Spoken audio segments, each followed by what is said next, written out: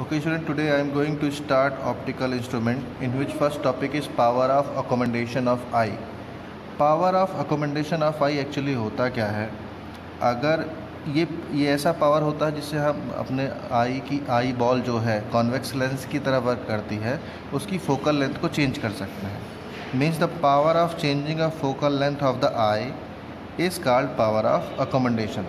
Suppose कीजिए कोई object बहुत दूर है, तो उसको देखने के लिए हमें क्या करना पड़ता है, जो आई बॉल है उसकी फोकल लेंथ को बढ़ाना होता है.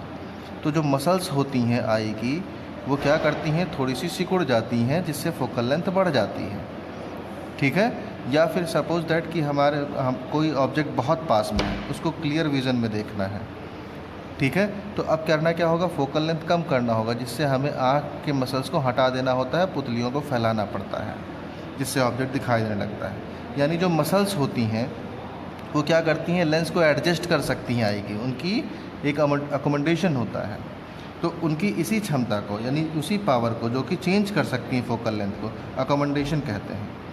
अब डी क्या है, डी नियरेस्ट डिस्टेंस है, जिस पे कोई भी ऑब्जेक्ट हमारा क्लियरली विजन होता है, जिसमें हमें ना तो मसल्स को टाइट करना पड़ता है, यानी ना तो पुतलियों को ज़्यादा सिकुड़ना पड़ता है, ना तो ज़्यादा फैलाना पड़ता है. मीन्स नॉर्मल आई कंडीशन के लिए डी डिस्टेंस पे हमें ऑब्जेक्ट को रखना होता है.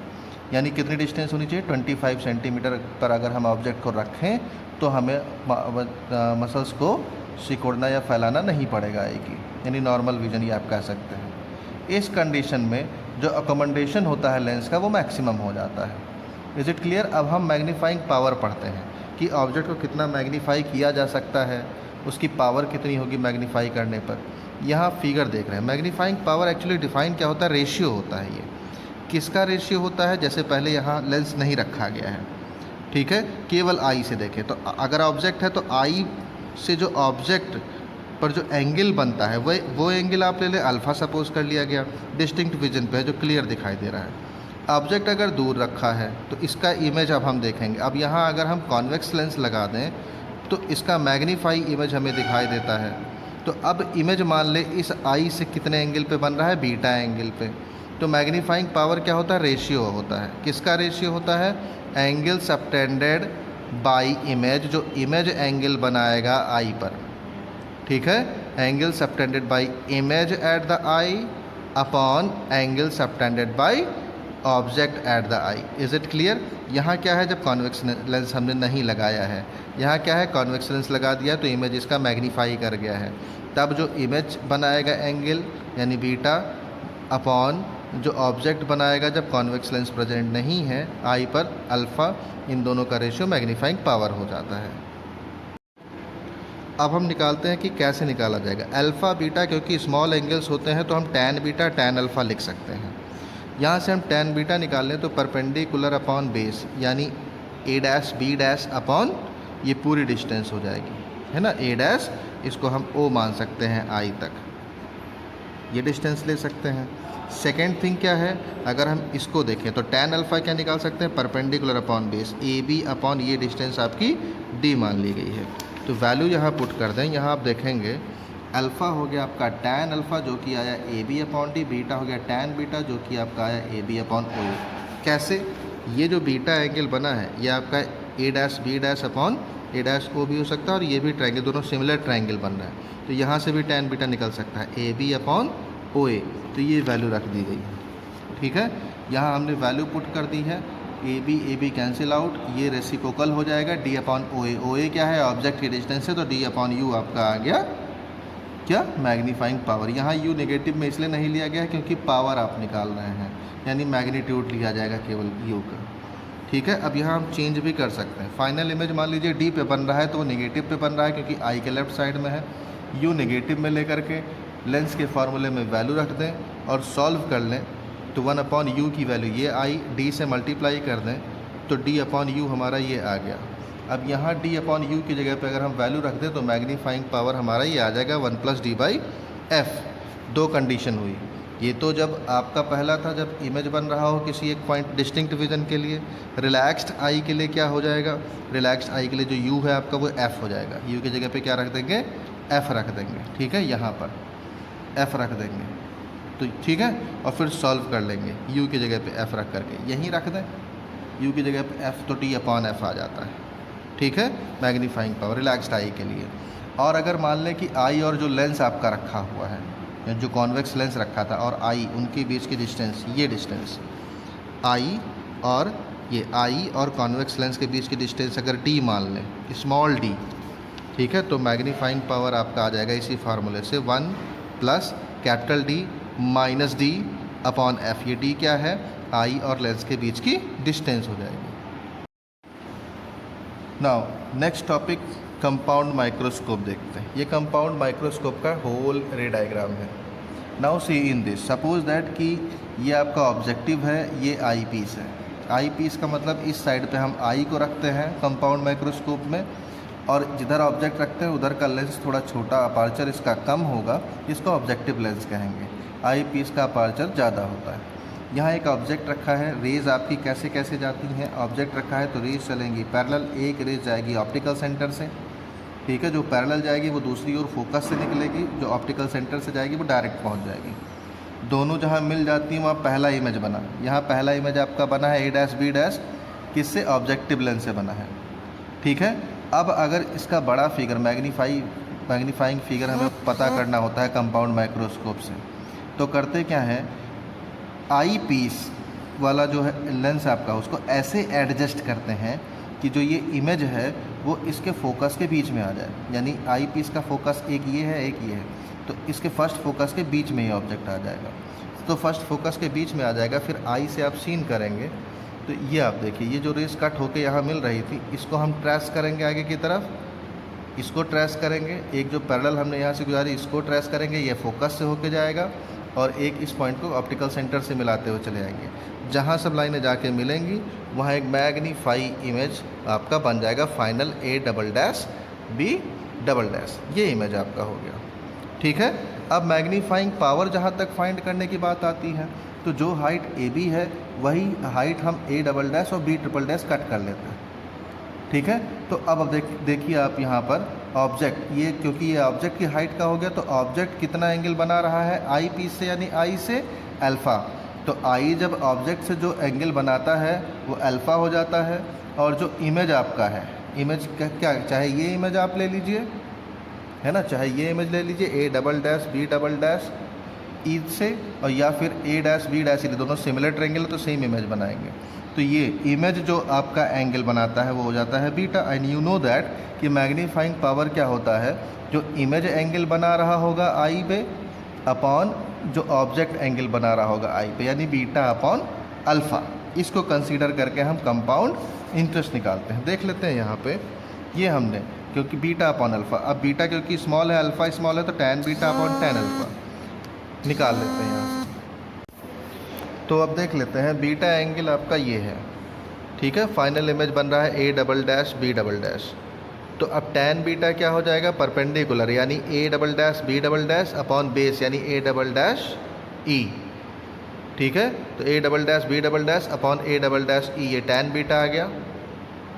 यहाँ हमने टैन बीटा की वैल्यू रख दी, A double dash B double dash upon A double dash E.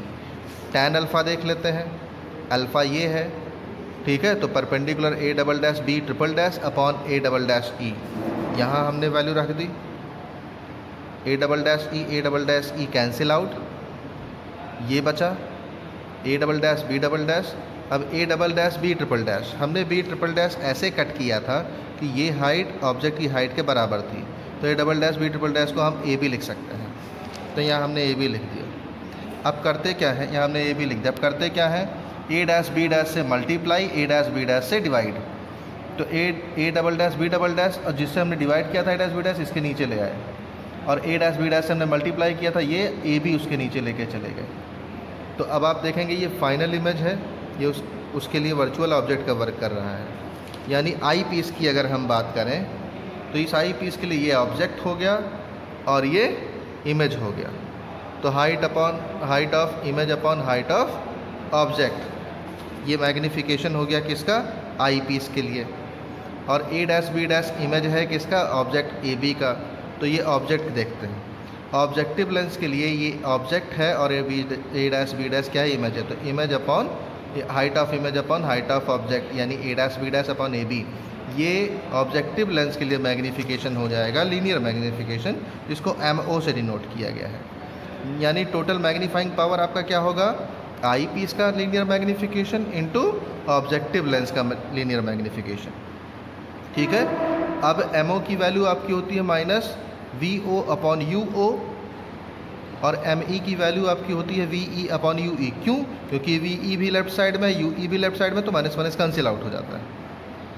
ठीक है, यहाँ आपका बन रहा है इमेज दूसरी तरफ, तो माइनस में ले लिया गया U, क्योंकि माइनस में होता है, ये प्लस में होता है, तो माइनस में आ जाएगा। अब लेंस का फॉर्मूला लगा करके हम इसको कन्वर्ट कर देते हैं, V0 upon U0 upon V0 यहाँ से निकाल लिया गया है। तो U0 V0 आपका आया U0 अपॉन FO0 -1, तो V0 अपॉन U0 कन्वर्ट करके ये निकाल लिया गया। ठीक है, ऐसे आई पीस के लिए ये था वैल्यू, क्योंकि फाइनल जो इमेज बनेगा वो डिस्टिंक्ट विजन पे बनेगा ताकि क्लियर दिखाई दे, तो VE की वैल्यू D लेंगे तो D अपॉन UE आ जाता है। अब दोनों की अगर हम वैल्यू रख दें, MO की वैल्यू ये रख दें, ME की वैल्यू ये रख दें, तो एक फार्मूला मैग्नीफाइंग पावर का ये आ गया। दूसरा फार्मूला क्या कि MO की वैल्यू हम ये रख दें, फोकल जब आपको V ना मालूम हो, यानी U और F मालूम हो, तब FO upon UO minus FO। ठीक है, और ये D अपॉन UE रखना होगा, तो ये मैग्नीफाइंग पावर आ गया।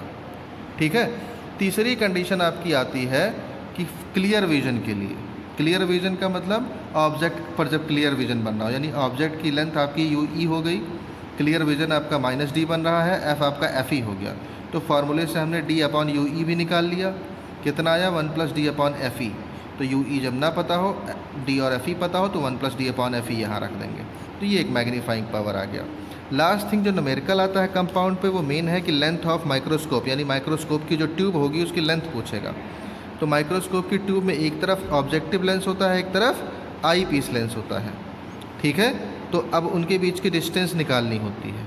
तो आप यहाँ देखिए, अगर हमें लेंस की डिस्टेंस निकालनी है इनके बीच की, तो देखो यहाँ से यहाँ तक आपका क्या बन रहा है, ऑब्जेक्ट की इमेज की लेंथ हो गई VO, ये दिया है, और यहाँ से यहाँ तक ये आपका UE हो गया। तो VO और ये VO और UE जोड़ दें तो दोनों के बीच की डिस्टेंस आ जाती है, यानी यही माइक्रोस्कोप की लेंथ आ जाती है। ठीक है, VO + UE, बस UE मैग्नीट्यूड लेंगे क्योंकि डायरेक्शन नहीं दिखाया जाएगा, लेंथ नाप रहे हैं।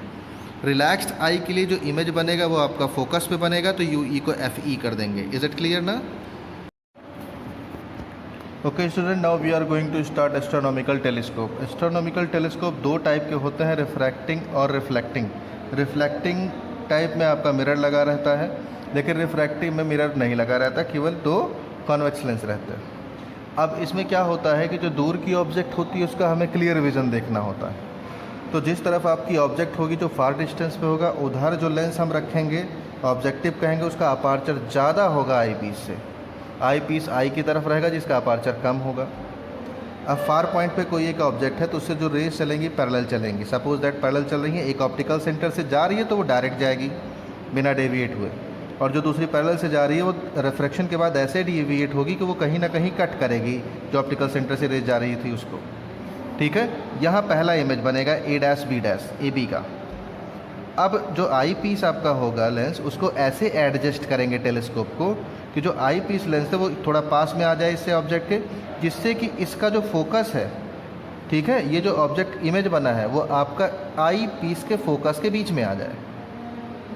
ठीक है, जैसे ही फोकस के बीच में आएगा एक रेज हम पैरेलल डालेंगे, तो एक जहाँ इमेज ये बन रहा है B', यहाँ से एक रेज जाएगी जो ऑप्टिकल सेंटर से जा रही होगी, इसको पीछे की तरफ बढ़ाएंगे, और एक रेज जो हमने पैरेलल डाली है वो कहाँ से जाएगी, फोकस से पास होगी, इसको पीछे की तरफ बढ़ाएंगे। जहाँ ये दोनों मिल जाती हैं वही इमेज बन जाता है। आई यहाँ लोकेट करते हैं, यहाँ से भी दो लाइनें हम ड्रॉ कर देते हैं, तो ये इमेज आपका बन गया A', B', ये फाइनल। यानी AB के लिए पहला इमेज आपका A', और आई पीस के लिए ये ऑब्जेक्ट हो गया A', और फाइनल इमेज आपका A', B' हो गया। तो जो कि ऑब्जेक्ट आई पीस पे जो इमेज बनाएगा, यानी जो क्या बनाएगा, एंगल बनाएगा, वो अल्फ़ा होगा, और जो इमेज है वो आई पीस पे जो एंगल बनाएगा वो बीटा होगा। इस फिगर में आप देख सकते हैं ये अल्फ़ा अगर हम माने तो ये भी अल्फ़ा होगा, वर्टिकली अपोजिट। तो ये अल्फ़ा एंगल बन रहा है आई पीस के साथ बना रहा है, तो ये अल्फ़ा हो गया। और बीटा क्या होगा, जो इमेज आपका फाइनल इमेज आया A', B', ये यहाँ से बीटा इमेज बना रहा है। अब क्योंकि ये ट्राइंगल आपका A double dash B double dash E और एफ ओ जो फोकस पे बना है बी डैश, ये दोनों सिमिलर है, तो हम ये भी ले सकते हैं ट्राइंगल। तो अब tan अल्फ़ा tan बीटा निकाल लेते हैं। tan अल्फ़ा के लिए परपेंडिकुलर अपॉन बेस, परपेंडिकुलर आपका ये हो गया A dash B dash upon O F यानी एफ ओ यानी ओ एफ नॉट, ठीक है। बीटा के लिए ए डैश बी डैश या A double dash B double dash upon A double dash E या फिर A dash B dash upon F naught E, ये रख सकते हैं। तो यहाँ देखते हैं A dash B dash upon E A dash B dash upon E A, ठीक है, या ई ए डैश है ना, ये आपका बीटा हो गया। और अल्फ़ा आपका आ गया A dash B dash upon O A dash, O आपका ये और ए डैश ये परपेंडिकुलर अपॉन बेस। तो ये हमने वैल्यू रख दी, कैंसिल कर देते हैं, ये ट्रांसपोज हो जाएगा ओ A dash upon E A dash. O A dash, ओ से ए डैश की डिस्टेंस आपकी क्या होगी, इमेज बनेगी, पहली इमेज की डिस्टेंस, ठीक है, जो कि फोकस पे बन रही है। तो focal length of F O लिख सकते हैं। और ई ए डैश, ई से ए डैश, ये हम इसको वर्चुअल ऑब्जेक्ट मानते हैं तो आई पीस के लिए, तो ये डिस्टेंस आपकी यू ई लेके चलेंगे। अब यू की क्योंकि लेफ्ट साइड में है लेंस के, इसलिए हम निगेटिव रखेंगे, ठीक है। तो मैग्नीफिकेशन आपका, मैग्नीफाइंग पावर आपका आ गया minus F O upon U E. इसको चेंज कर सकते हैं, 2-3 कंडीशन है इसकी। जब फाइनल इमेज हमारा यानी A double dash B double dash कहाँ बन रहा हो, डी पर बन रहा हो, तो फाइनल इमेज माइनस डी पे बन रहा है, उसके लिए ऑब्जेक्ट आपका यू ई माइनस में है, एफ आपका फोकल लेंथ एफ ई है। कैलकुलेट कर लेते हैं, 1 अपॉन यू ई निकाल लिया है और एफ ओ से अब मल्टीप्लाई कर दिया है, तो minus F O upon U E, या ऐसा कह दे कि माइनस एफ ओ अलग, 1 अपॉन यू ई अलग किया, अब इसकी वैल्यू रख दी यहाँ पे, तो ये मैग्नीफाइंग पावर आ गया। और दूसरा, अगर फाइनल इमेज इन्फिनिटी पे बन रहा है, फाइनल इमेज इन्फिनिटी पे बन रहा है, तो यहाँ पे इन्फिनिटी हो जाएगी जिसकी वैल्यू 0 हो जाएगी, ठीक है। अब वैल्यू 0 हो जाएगी तो यहाँ से यू ई आपका एफ ई हो जाएगा, यू ई क्या हो जाएगा, एफ ई, ठीक है। तो अब फार्मूला क्या होता है मैग्नीफाइंग पावर का, minus F O upon U E, तो minus F O upon U E की जगह एफ ई रख देंगे, ठीक है। बाकी बात करते हैं रिजॉल्विंग पावर का।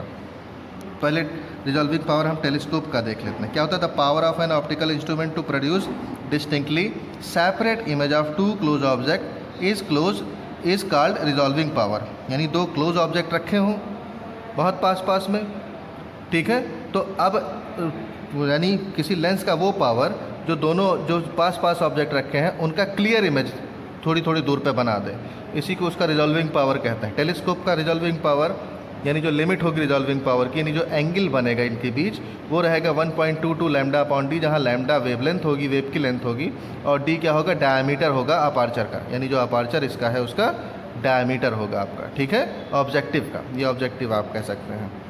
लास्ट टॉपिक हमारा आता है रेजोल्यूशन पावर। अब हमें निकालना होगा माइक्रोस्कोप का, है ना, यानी limit of resolution of microscope. ये भी होता था ability to show two nearby closely lying object as just separate is called the resolving power, ठीक है। इसका रिजॉल्विंग पावर क्या होगा, limit of resolving power of microscope is proportional to lambda upon cone angle. ये यहाँ कोई एक हमारे पास ऑब्जेक्ट है, ठीक है, और ये लेंस है, ऑब्जेक्टिव लेंस है, ठीक है। अब ये ऑब्जेक्ट से रेज निकल रही हैं, सपोज दैट ऑब्जेक्ट से रेज निकल रही हैं, ऐसे पड़ रही हैं, फिर पैरेलल हो जा रही हैं, ठीक है। ये मिड आपकी लाइन हो गई, तो ये जो एंगल बना रही होंगी मिड से, दोनों एंगल, ठीक है, यही आपका कंसीडर करके चलते हैं। तो रिजॉल्विंग पावर हो गया। और अगर हमें निकालना है लिमिट, तो लिमिट क्या होता है, रिजॉल्विंग पावर का रेसिप्रोकल होता है।